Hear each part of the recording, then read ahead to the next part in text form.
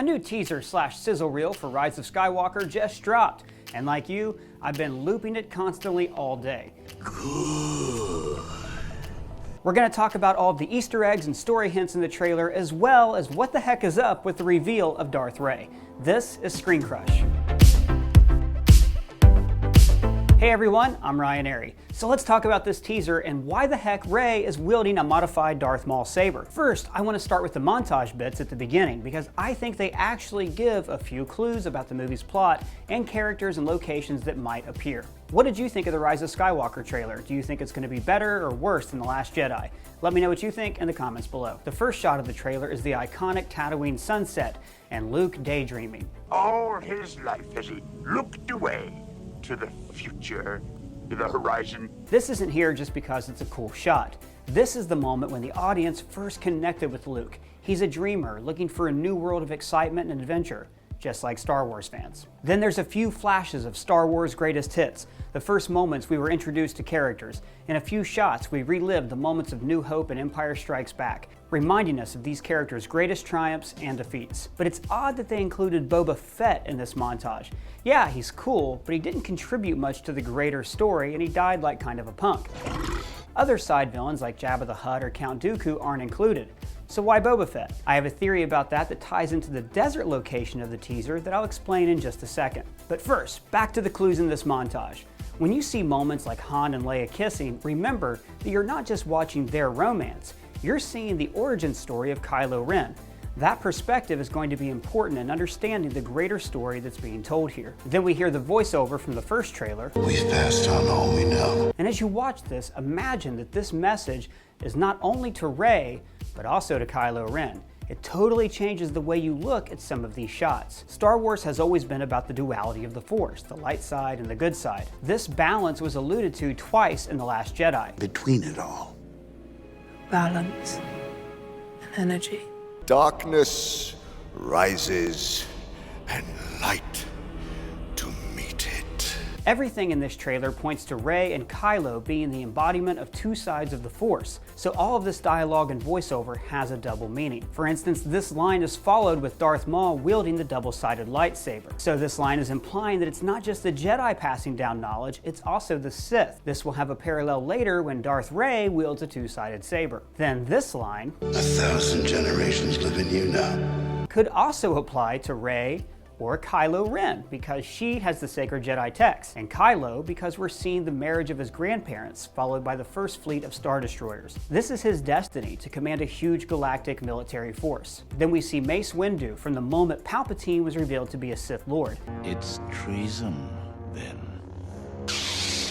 This was the major turning point, when good was finally overtaken by evil, followed by the birth of Darth Vader and the Galactic Empire. Again, this is the legacy that Kylo Ren is inheriting, which is why we see him praying to his grandfather's helmet from Force Awakens. Then we see Han and Leia, now older, with this dialogue. But this is your fight. Notice how this line lands on the shot of both Kylo and Rey's hands as they're touching. The older generation is gone, and now it's down to these two, the embodiment of light and dark. There's even a baton passing shot of Leia and Rey holding hands. Han's death as he touches Kylo's face. We see the final goodbye moment between Mark Hamill and Carrie Fisher, and the trailer transitions into the war against the First Order. So now, let's talk about the new shots. We see all of our young heroes with veterans Chewbacca and C-3PO in the mystery desert from the first trailer. In the background, you can see the Millennium Falcon, and I love that we're getting one more classic Star Wars adventure. Like New Hope or Jedi, this movie is about the core characters on a quest and traveling to different worlds. But now we see that they're looking out on a sprawling tent city village. We've seen this in a still released at Star Wars Celebration back in April. This is also probably the village where they steal the merchant skiff we saw in the first trailer. So where is this town? Well, it looks like the heroes have come across some kind of celebration. You can see kites everywhere and fireworks. So we have three options. Is this Tatooine, Jakku, or someplace new? I'm betting it's a desert planet we've seen before. The last trailer showed them going back to the wreckage of a Death Star, so I think they're on a quest to recover something important that's related to Emperor Palpatine. Chuck Wendig's Star Wars Aftermath trilogy might have the answers. The books take place a few years after the Battle of Endor, so let's assume this is Jakku for a second. The final book of that trilogy ends with the Battle of Jakku, which is where the Empire was basically defeated for good. But Jakku is actually the Emperor's chosen location for the Empire's last stand. Palpatine had a contingency plan called Operation Cinder, which basically meant that if he couldn't have the Empire, no one could. A secret building called the Jakku Observatory contained several Sith relics, a map to the unknown regions of the galaxy, and a bomb that would destroy the whole planet. Obviously, the bomb never detonated because Rey is living there in The Force Awakens. But the few remaining Imperial ships went into the unknown regions and slowly grew into the First Order. So it could be that the heroes have come back to Jakku to find this observatory. Or, and this is my favorite theory, this is Tatooine. Tatooine has always been extremely important. It's where Anakin was conceived by the Force, There was no father. where Luke was raised, and where Obi-Wan hid for 2 decades. So what if Obi-Wan left something behind that they need, and they're tracking it down to this village? Also, I think this village has another connection to the Aftermath novels and Boba Fett. This could be Freetown. In the novels, there are these out-of-place interludes about a freed slave named Cobb Vanth. He buys Boba Fett's armor from some Jawas and becomes sheriff of a community that he names Freetown. He even forms an alliance with Tusken Raiders to keep out criminals. So this could be why Boba Fett appeared in the opening montage. We might see his armor again in this movie. Plus, this could tie into the Obi-Wan and Mandalorian TV series, because we know how much Lucasfilm loves that Star Wars synergy between different platforms. Moving on, we see footage of Carrie Fisher on the jungle planet that we've seen glimpses of in stills. And this isn't CGI, by the way. J.J. Abrams said that they're using unused footage of Carrie Fisher to give the character a proper send-off. As for the planet, it could be someplace new, or it could be Yavin 4, the Rebel headquarters from New Hope. Now, I don't think it's Endor because that's a deciduous forest and this is more of a jungle. I think this is where the Resistance is hiding out when the movie first starts. Next, several small Resistance ships are jumping into an atmosphere, including a Rebel blockade runner like we first saw in New Hope. Jumping into a planet's atmosphere is a new technique that Han first tried in The Force Awakens, and it's very dangerous. We're making our landing approach at light speed. But it looks like the Resistance have mastered this to help them keep one step ahead of the First Order. And speaking of the First Order, look what the Resistance is up against. Hundreds of Star Destroyers. I still don't understand how they were able to amass such a large force right under the New Republic's nose, using only the scant resources located in the Outer Rim, but hey, whatever. It's space wizards and fun, right? Then we see Finn alongside Janna, who may or may not be Lando Calrissian's daughter. In the Star Wars Celebration panel, all she would say is that, quote, Lando gets around. You look absolutely beautiful. They're in the cockpit of some kind of larger fighter. Notice the Resistance pilot behind them. And this modified B-Wing in the background makes it clear that they're in some kind of dogfight. Now, this could be the mystery planet we saw in the first trailer here, but it could be Tatooine, and this could be a weather anomaly caused by the First Order's weapon that we see here. It looks like this isn't quite a planet-killing device like the Death Star or the Starkiller base, but it's enough to destroy a ground base, or planetary defenses, or maybe some kind of hidden Jedi temple. If the First Order wins this early battle, that could explain why the heroes go on a last-ditch quest later on to find some quick fix to defeating Kylo Ren. Next, what is up with C-3PO's red eyes? Ben Stein, get this droid some clear eyes. For dry, red eyes, clear eyes is awesome. This is probably some kind of modification, like his red arm designed to sell more toys. You probably don't recognize me because of the red arm. But, you guys ready for a whacked out Star Wars theory?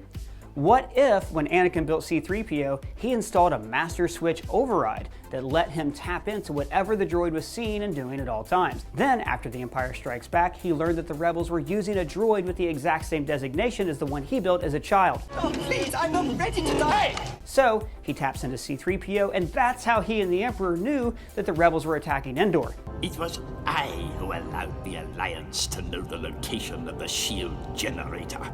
What do you think of my hashtag Dark3PO theory?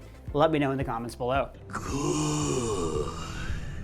Next, Rey is on a planet that could be Endor, or the jungle planet we saw earlier. She throws her lightsaber at a training droid like the one we've seen in New Hope and Attack of the Clones. This is probably from earlier on in the movie, and this scene is here to show us that her powers are growing. Next, Kylo Ren moving away from his ship, the same ship we saw Rey face off against in the previous trailer. This looks like a nighttime desert shot, so again, I'm not sure if this is the mystery planet or Tatooine. Then comes a few seconds of the lightsaber duel featured on this epic poster. Judging by this shot from the previous trailer showing Death Star wreckage, I think this scene takes place on Endor, and they're fighting on a piece of the second Death Star. Maybe the key to either resurrection or killing Palpatine for good is inside this wreckage, which is why all of the characters seem to be drawn to recover it. In the Expanded Universe comics, Palpatine continuously cloned himself to live forever, but in the movies, he brags about having the power to Create life.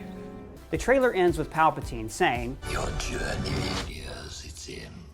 He could be talking to Rey, Kylo, or both of them, or maybe even the Force ghost of Darth Vader, since we hear his breathing next. Then we end with this WTF money shot of Darth frickin' Rey. She starts with a two-bladed lightsaber that looks like a double-neck guitar. Then it flips around into a two-sided blade like Darth Maul's. In The Phantom Menace, the saber made sense because Darth Maul, being outnumbered several thousand to one by Jedi, would have to fight off more than one attacker. But here, it once again represents the duality in Star Wars. A two-sided lightsaber that both begins and ends the saga. Now, the most obvious answer here is that Rey doesn't turn evil. This is just a dark side vision. To me, this looks like she's in an ancient cavern or temple, a place that's filled with the dark side of the Force. So what if she's inside an ancient Sith temple like we've seen in Star Wars Rebels? This could be the place that both the Resistance and the First Order are looking for. A Sith temple where Palpatine's spirit lives on, kind of like Sauron's eye in Lord of the Rings. After entering, she sees a vision of herself as a powerful Sith, and this tempts her to join the dark side so she can be strong enough to beat Kylo Ren and end the war. Or maybe we will see the old switcheroo. Palpatine does turn her, and Kylo Ren turns good to wake her out of it. What do you think's gonna happen? Does Rey turn, or is this all just a big fake out? Let me know in the comments below. And if you're new here, please subscribe. For Screen Crush, I'm Ryan Airy.